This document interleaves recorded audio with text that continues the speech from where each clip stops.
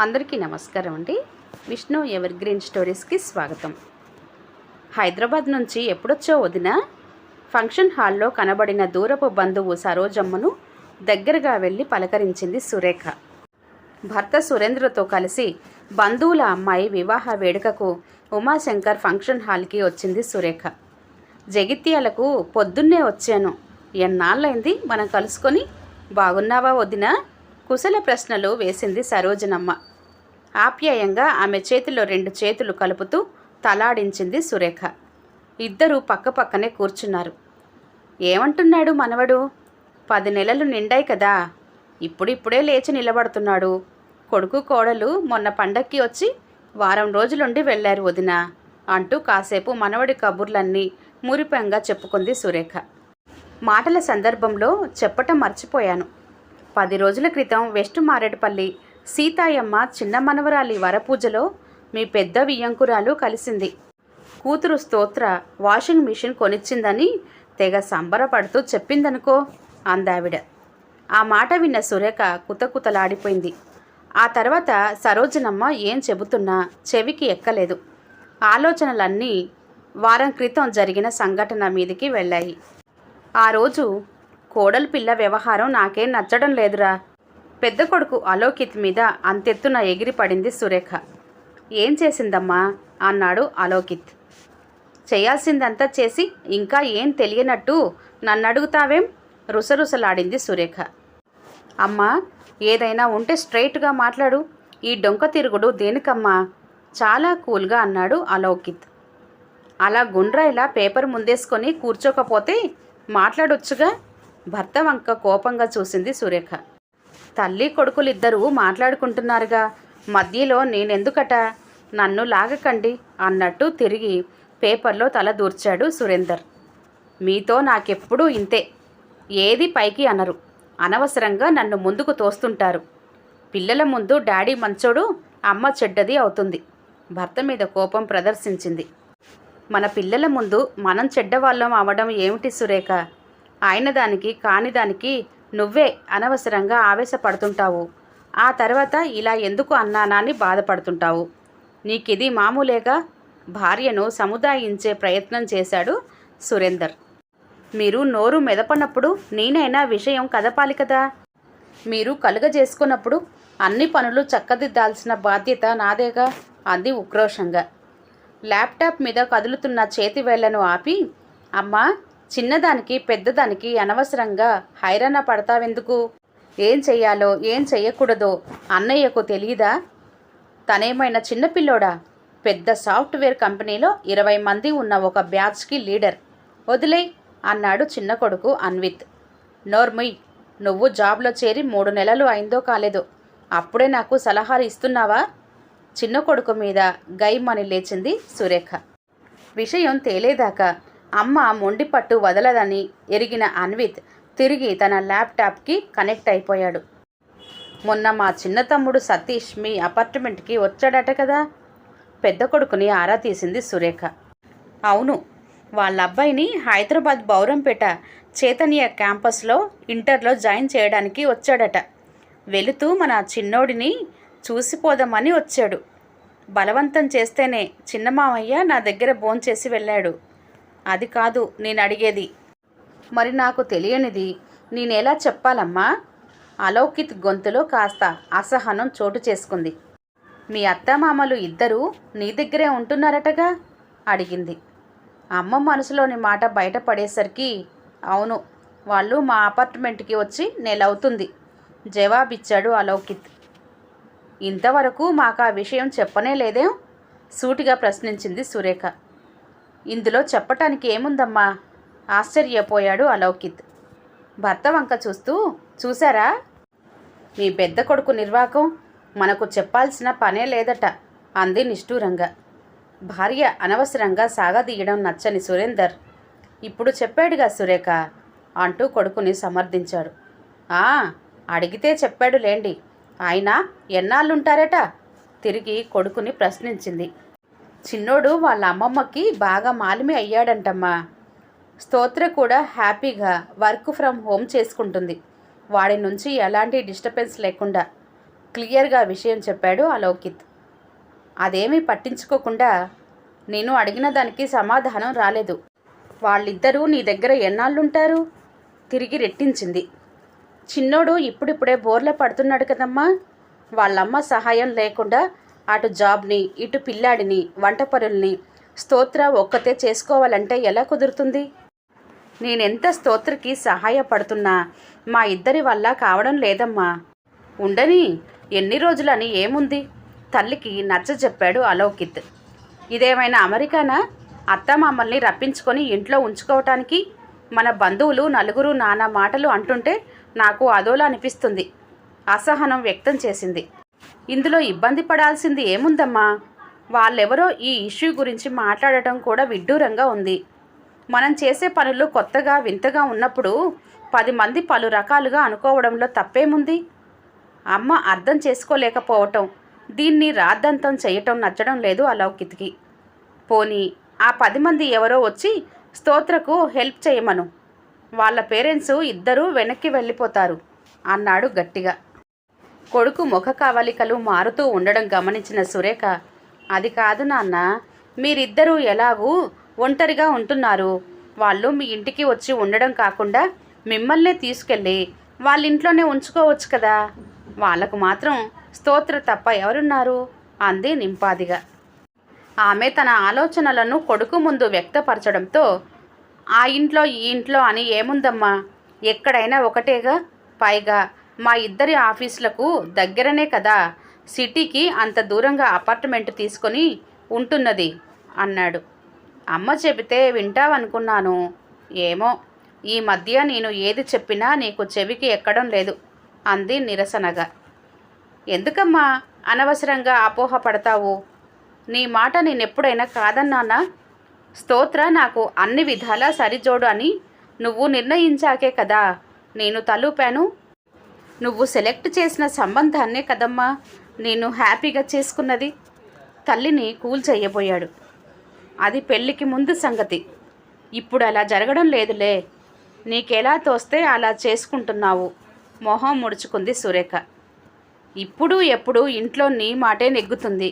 నువ్వేం వర్రీ అవ్వకమ్మా. ఇప్పుడే స్తోత్రకి ఫోన్ చేసి వాళ్ళ అమ్మా నాన్నలని వాళ్ళింటికి పంపించేయమంటాను.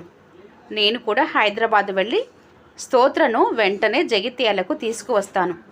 మా ఇద్దరికీ వర్క్ ఫ్రమ్ హోమ్ కదా, నో ప్రాబ్లం. ఆఫీస్ పని ఎక్కడైనా చూసుకుంటాం. అయితే పిల్లాడిని చూసుకునే బాధ్యత నువ్వు తీసుకోవాలి అంటూ తల్లిని ఇరకాటంలో పడేశాడు అలౌకిత్. కొడుకు మాటలకు కంగారు పడింది సురేఖ. అదెలా కుదురుతుందిరా? చిన్నోడితో అంత టైం స్పెండ్ చేయడానికి నేనేం ఖాళీగా ఉండడం లేదు కదా. ఇక్కడ ఇంత పెద్ద వర్క్ నడుస్తుంది. అన్నీ తెలిసే అలా అంటావేంటి? మరి నీకు వీలు పడక వాళ్ళను రావద్దంటే పిల్లాడిని ఎవరు చూడాలి? వాళ్ళేం తినడానికి లేక రాలేదు. వాళ్ళ పనులన్నీ పక్కన పెట్టి మరీ మా కోసం వచ్చారు. చిన్నోడి బాగోగులు చూసుకుంటున్నారు. అర్థమైంది. పిల్లాడి మీద నాకు మీ నాన్నకు ప్రేమ లేదు. మీ అత్త మామలే మంచి వాళ్ళని చెబుతున్నావు అంతేగా అంటూ విరుచుకుపడింది సురేఖ. తల తిప్పకుండానే ఓర కంటితో కొడుకు వంక జాలిగా చూశాడు సురేందర్. అన్విత్ వాళ్ళ మాటల్ని వినకుండా తన ఆఫీస్ పనిలో నిమగ్నమైపోయాడు. ఇది ఇప్పట్లో తెగేలా లేదని. అమ్మా, అనవసరంగా అన్నీ నెగిటివ్గా ఊహించుకోకు. నాకు నీ తర్వాతే స్తోత్ర అయినా మరెవరైనా, అది గుర్తుపెట్టుకో అంటూ తల్లిని కట్టిపడేశాడు అలౌకిత్. మరేం మాట్లాడలేదు సురేఖ. ఈరోజు సాయంత్రం హైదరాబాద్కి వెళ్తానమ్మా తల్లికి చెప్పాడు అలౌకిత్. సరే గాని ఈసారి పండక్కి మాత్రం కోడలిని తప్పక తీసుకురా. చిన్నోడిని చూడాలనిపిస్తుంది. 1-2 రోజుల కోసం స్తోత్ర ప్రయాణానికి ఇబ్బంది పడుతుందేమో. అయినా వీడియోలో రోజు వాడిని చూస్తూనే ఉన్నావు కదా. కొడుకు మాటలకు చురుక్కుమంది సురేఖ. అవును మరి, మీరుంటున్నది అమెరికాలో, మేముంటున్నది ఇండియాలో. అక్కడ హైదరాబాద్లో కారు కదిలిందంటే 3:30 గంటలకల్లా జగిత్యాల చేరుకుంటారు. పండక్కి కూడా కోడలు మనవడు నా దగ్గర ఉండకపోతే ఎలా? ఉండని, ఇక్కడే 10-15 రోజులు. మరి వాళ్ళ అమ్మా నాన్నల్ని కూడా రమ్మననా? స్తోత్రకి ఆఫీస్ పని ఉంటుంది అంటూ అంగీకారం కోసం తండ్రి వైపు కూడా చూశాడు. భార్య చూడకుండా భుజాలు ఎగరవేశాడు సురేందర్. నీ కంటికి నేనెలా కనబడుతున్నాన్రా? ఆ మాత్రం 10 రోజులు పిల్లవాడిని నేను చూసుకోలేనా? కొడుకుని గదమాయించింది సురేఖ. అలౌకిత్ నిశ్శబ్దమైపోయాడు. కోడలికి ఇష్టమని బూందీ లడ్డూలు, నీకు ఇష్టమైన సన్న కారపూస చేయించాను. అలాగే కొన్ని ఫ్రూట్స్ కూడా తెచ్చారు నాన్న. లగేజీ గురించి కొడుకుతో చెప్పింది సురేఖ. అలాగేనమ్మా, నాతో చెప్పడం దేనికి? అవన్నీ కారులో సర్దించు. ఈలోగా ఫ్రెండ్స్ని కలిసి వస్తాను అంటూ బైక్ తీసుకొని బయటకు నడిచాడు అలౌకిత్. పక్కన ఏదో శబ్దం కావడంతో ఆలోచనలోంచి బయటపడింది సురేఖ. మాంగళ్య ధారణ పూర్తయి వధూవరులను ఆశీర్వదించడానికి జనం వేదిక వైపు కదులుతుండడంతో సరోజమ్మకి బాయ్ చెప్పి భర్త దగ్గరకు వెళ్ళింది. మీ అత్తింటి వారు ఎలాగూ బంధువులందరినీ పిలిచి బారసాల ఘనంగా చేయలేకపోయారు. వాళ్ళ కుటుంబం మన కుటుంబం మధ్య హైదరాబాద్లో మామ అనిపించారు. కనీసం నా మనవడి ఫస్ట్ బర్త్డేని నన్నైనా జగిత్యాలలో గ్రాండ్గా చేసుకొనివ్వు అంటూ కొడుకుకి ఫోన్ చేసింది సురేఖ. సరేనంటూ, అయినా అమ్మ, స్తోత్రకి పెద్ద ఆపరేషన్ జరిగి ఆరోగ్యం సరిగా లేకపోవడంతో మామయ్య ఫంక్షన్ చేయలేకపోయారు కదా. ప్రతిదానికి ఏదో మెలిక పెట్టి వాళ్లను అవమానిస్తావు ఎందుకు? తల్లిని చిన్నగా మందలించాడు అలౌకిత్. మూతి ముడుచుకొని మీరైతే ఓ 10 రోజుల ముందు రండి అంటూ ఫోన్ పెట్టేసింది సురేఖ. ఫంక్షన్ హాల్ను వంటవాడిని వెంటనే బుక్ చేయమని సురేందర్ని పురమాయించింది. భర్తని, చిన్న కొడుకుని, కోడలిని కూర్చోబెట్టి ఫంక్షన్కి కావలసిన మెనూని పేపర్ పైన రాయించింది. మధ్యలో పెద్ద కొడుకు, కోడలు సలహాలు కూడా తీసుకుంది. మనవడు వచ్చి 2 రోజులు అవుతుందో లేదో నానమ్మకి బాగా మాలిమి అయిపోయాడు. అసలు వాడిని వదిలి ఒక్క క్షణం ఉండలేకపోతున్నానండి. తడబడుతూ ఒక్కో అడుగు పడుతుంటే చేతికి దొరికినవి అందుకోవాలనే తాపత్రయం, అల్లరి చేష్టలు ముమ్మూర్తుల చిన్నప్పటి అలౌకిత్ని గుర్తుకు తెస్తున్నాయి అంటూ మురిసిపోతున్న సురేఖని చిరునవ్వుతో చూశాడు సురేందర్. ఆ రోజు శుక్రవారం కావడంతో పిల్లవాడికి తలారా స్నానం చేయించి బట్టలు తొడిగి చక్కగా ముస్తాబు చేసి హాల్లోకి ఎత్తుకొని వచ్చిన స్తోత్ర, ఏది ఒకసారి జేజీకి దండం పెట్టు, గోడకి వేలాడదీసిన క్యాలెండర్ల వైపు చూపిస్తూ కొడుక్కి చెప్పింది. మనవడిని ఆసక్తిగా చూస్తున్నారు నానమ్మ, తాతయ్యలు. వాడు చప్పున తల ఇటువైపు తిప్పి నానమ్మ కేసి చూస్తూ 2 చేతులెత్తి దండం పెట్టాడు. సోఫా నుంచి లేచిన సురేఖ మనవడి దగ్గరికి వెళ్ళి బుగ్గలు నిమురుతూ క్యాలెండర్ వైపు వాడి తల తిప్పుతూ, జేజీకి దండం పెట్టు అంది ప్రేమగా. మళ్ళీ వాడు తల ఈ వైపే తిప్పి నానమ్మకి దండం పెట్టాడు. అదేంటమ్మా, దేవుడికి దండం పెట్టమంటే వాడు నాకు పెడతాడేంటి? ఆశ్చర్యపోతూ అడిగింది కోడలిని. బెడ్రూమ్లో నుంచి వస్తున్న అలౌకిత్ తల్లి మాటలు వింటూ, అదంతేనమ్మా, నీ కోడలు వాడికి అలా నేర్పి వదిలేసింది. రోజు మా దగ్గర నీ ఫోటో చూపిస్తూ జేజీకి దండం పెట్టమంటూ వాడికి అలా అలవాటు చేసింది అన్నాడు నవ్వుతూ. అది వింటున్న సురేఖకి నోట మాట రాలేదు. మనవన్ని కోడలు చేతుల్లోంచి తీసుకొని హృదయానికి హత్తుకుంటూ ప్రేమాతిశయంతో బోలెడన్ని ముద్దులు కురిపించింది. మధ్యాహ్నం అందరి భోజనాలు అయ్యాక కాస్త నడుం వాల్చింది సురేఖ. కన్ను అంటుకుంటుండగా మొబైల్ మోగడంతో చేతుల్లోకి తీసుకుంది. హాయ్ పెద్దమ్మ, పనులు ఎలా జరుగుతున్నాయి? ముందు వదినకి కాల్ చేశాను, ఎత్తకపోయేసరికి నీతో మాట్లాడుతున్నాను. ఫోన్లోనే నిహారిక గొంతు ఖంగుమంది. పిల్లాన్ని తీసుకొని ఇప్పుడే బెడ్రూమ్లోకి వెళ్ళింది. పడుకుందో ఆన్లైన్ మీటింగ్ అటెండ్ అవుతుందో. అది సరే, వారం ముందుగానే నిన్ను వచ్చేయమని చెప్పాను కదే, ఇంకా బయలుదేరలేదా? కోపంగా అడిగింది చెల్లెలు కూతుర్ని సురేఖ. మళ్ళీ కొత్తగా అడుగుతావేం పెద్దమ్మా? మా అత్తమ్మ గురించి నీకు తెలిసిందేగా, ఆమె చెప్పిందే అందరూ వినాలి. బర్త్డేలకి వారం ముందు అవసరమా? ఓ రోజు ముందు అబ్బాయి నువ్వు కలిసి వెళ్ళండి చాలు అంటూ ఎప్పుడో బ్రేక్ వేసింది. నిహారిక గొంతులో నిరుత్సాహం కనబడింది. తిరిగి యు ఆర్ గ్రేట్ పెద్దమ్మా, సురేఖని అభినందించింది నిహారిక. ఏంటే పొగడ్తలు మొదలుపెట్టావు? ఈ బర్త్డేలకి ఆడబిడ్డలకు కట్నాలు ఉండవు మళ్ళీ మనవడి పెళ్ళికే నీకు కట్నాలు ముట్టేది అంటూ నవ్వింది. అప్పుడు వడ్డీతో సహా తీసుకుంటాలే గాని నీది ఎంత మంచి మనసు కాకపోతే. స్తోత్ర వదిన వాళ్ళ అమ్మ వాళ్ళకి తన జీతం డబ్బులతో వాషింగ్ మిషన్, ఫ్రిడ్జ్, అంత పెద్ద టీవీ కొనిస్తుంది చెప్పు. ఇవన్నీ స్తోత్ర తల్లికి కొనిపెట్టిందా? నిహారిక మాటలు సురేఖకి మింగుడు పడలేదు. మా అమ్మ కూడా నా చదువు కోసం ఎంత తాపత్రయపడిందో నీకు తెలుసు కదా పెద్దమ్మ. నేను బుక్కు వదలకుండా కూర్చుంటే నాతో పాటు రాత్రిళ్ళు మేల్కునేది. నేను చదువు ధ్యాసలో పడి ఒక్కోసారి తినకపోతే తను ఉపవాసం ఉండేది. అలాంటి అమ్మ కోసం నేనిప్పుడు సాఫ్ట్వేర్ జాబ్ చేస్తూ వేలకి వేలు సంపాదిస్తున్నా ఏమీ చెయ్యలేని అసక్తురాలినయ్యాను మా అత్తమ్మ చలవ వల్ల. ఆమె గొంతు తడిబారడం ఫోన్లో తెలుస్తుంది సురేఖకి. మొట్టమొదటిసారిగా నిహారిక మాటలు ఆమెను ఆలోచనలో పడేశాయి. తనకి ఒక కూతురు ఉంటే తెలిసి ఉండేదేమో అనుకుంది. కన్నవాళ్ళు 25 సంవత్సరాల దాకా ఆడపిల్ల బరువు బాధ్యతలు మోసి ఒక ఉద్యోగస్తురాలిగా ఉన్నత స్థితికి చేర్చి అత్తవారింటికి పంపగానే ఆ అమ్మాయి సొమ్ము పైన హక్కు మొత్తం అత్తవారింటిది అవుతుందా? ప్రయోజకురాలైన ఒక ఆడపిల్ల పెళ్ళై మెట్టినింట అడుగు పెట్టాక తన తల్లిదండ్రుల గురించి ఏమీ పట్టించుకోకూడదా? వాళ్ళ కోసం ఏమీ చెయ్యకూడదా? నిహారిక తన కుటుంబ గోడు వెళ్ళబోసుకున్నట్టుగా అనిపించలేదు. తన తోటి ఆడపిల్లలు అందరి తరపున నిలబడి సమాజాన్ని నిలదీస్తున్నట్లుగా అనిపించడంతో సురేఖ ఉలిక్కిపడింది.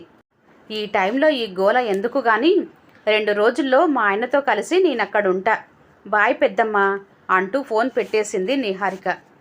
మొదట నిహారిక చెప్పిన మాట చెవిన పడగానే సాయంత్రం పెద్ద కొడుకుని పిలిచి దుమ్ము దులపాలి అనుకుంది సురేఖ. కానీ నిహారికతో ఫోన్ సంభాషణ ముగిశాక మెత్తబడిపోయింది. నిజమే, తను భర్త ఇద్దరు కూడా పిల్లల కోసం ఎంతో కష్టపడి వాళ్ళని వృద్ధిలోకి తెచ్చారు. ఆ హక్కుతోనే కదా అప్పుడప్పుడు తల్లిగా తన మాటే వినాలని పట్టుబడుతుంది. ఆడపిల్ల అయినా అంతే కదా మరి.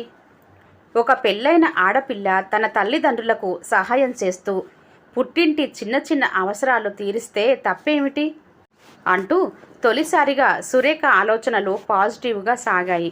మనవడి ధ్యాసలో పడి ఒక్కోసారి సురేఖకి బయట గదిలో మగ్గం వర్క్ చేస్తున్న వర్కర్ల దగ్గరికి కూడా వెళ్ళాలి అనిపించేది కాదు. నానమ్మతో దోస్తానా బాగా పెరిగింది వాడికి. ఆమె తినిపిస్తేనే తినేవాడు. తాతయ్య మనవడి కోసం తినడానికి బయట నుండి ఏదైనా కొని తెచ్చి ఒక ముక్క వాడి నోట్లో పెట్టబోతే దాన్ని తీసుకెళ్ళి నానమ్మ నోటికి అందించేవాడు. నిజంగా సురేఖ గుండె గోదారై పొంగేది. అలాంటి క్షణాల్లో మనవడి సమక్షంలో నిజంగా మైమరిచిపోతున్నానండి.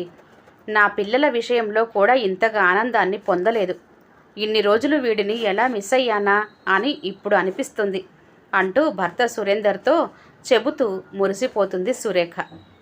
నువ్వు ఎప్పుడూ ఇంతేగా సురేఖ, కోపం వచ్చినా ఆపలేం, నీ ఆనందాన్ని పట్టలేం అంటూ నవ్వి ఊరుకున్నాడు సురేందర్.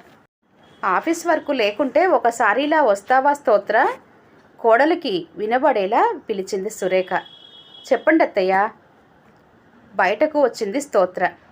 బుజ్జిగాడి బర్త్డే రోజున మీ అమ్మా నాన్నలకి మనం కొత్త బట్టలు పెడదాం, ఏమంటావు? కోడలిని కదిపింది సురేఖ. భర్త సురేందర్తో పాటు అక్కడున్న 2 కొడుకులు కోడలు ఆశ్చర్యపోయారు. ఆవిడ సరికొత్త సంప్రదాయానికి తెర తీస్తూ మాట్లాడుతున్న మాటలకు. మీరెలా చెబితే అలా బదులిచ్చింది స్తోత్ర. ఏం పెట్టినా ఆడపిల్ల తరపు వాళ్లే పెట్టాలి, ఏం తీసుకున్నా మగపిల్లవాడి తరపు వాళ్లే తీసుకోవాలని అంటుంటావు కదమ్మా. నవ్వుతూ తల్లి మాటలు తల్లికే అప్పచెప్పాడు అలౌకిత్. వదిన దగ్గర నుంచి చిన్నోడిని తీసుకుంటూ మధ్యలో అడ్డు తగులుతావేంరా అన్నయ్య. అమ్మ చెబితే వినాలి అంతే నవ్వుతూ అన్నాడు అన్విత్. ఆట పట్టించటం చాలు, ఇక నుంచి ఎంబ్రాయిడరీ వర్కులు, వర్కర్ల పేమెంట్లు అన్నీ చిన్న కొడలు చూసుకుంటుంది. నేను నా మనవడితో ఆడుకుంటాను. స్తోత్ర, వర్క్ ఫ్రమ్ హోమ్ నడిచేంత వరకు నువ్వెక్కడికి వెళ్ళాల్సిన పని లేదు, ఇక్కడ ఉండిపోవాల్సిందంతే అంటూ 2 కోడళ్ల వంక చూసింది. తలలూపారు 2. ఇప్పటి నుంచి నాకు 4 పిల్లలు అని చెప్పుకుంటాను. కోడలు కాదు, ఇక నుండి మీరిద్దరూ నా కూతుళ్ళే అని చెబుతుంటే స్తోత్రతో పాటు స్మరిత వంగి అత్తమామల పాదాలు తాకారు. అన్విత్తో ఆడుకుంటున్న మనవడిని సురేఖ 2 చేతులతో పైకెత్తుకొని, ఏరా కన్నయ్య, నన్ను విడిచి నువ్వెక్కడికి వెళ్ళటం లేదు సరేనా అనగానే వాడికి ఏమర్థమైందో నానమ్మ ముఖంలో ముఖం పెట్టి ముద్దులతో ముంచెత్తాడు. అక్కడున్న వాళ్ళందరిలో ఆనందంతో నవ్వులు వెల్లివిరిశాయి. శుభం.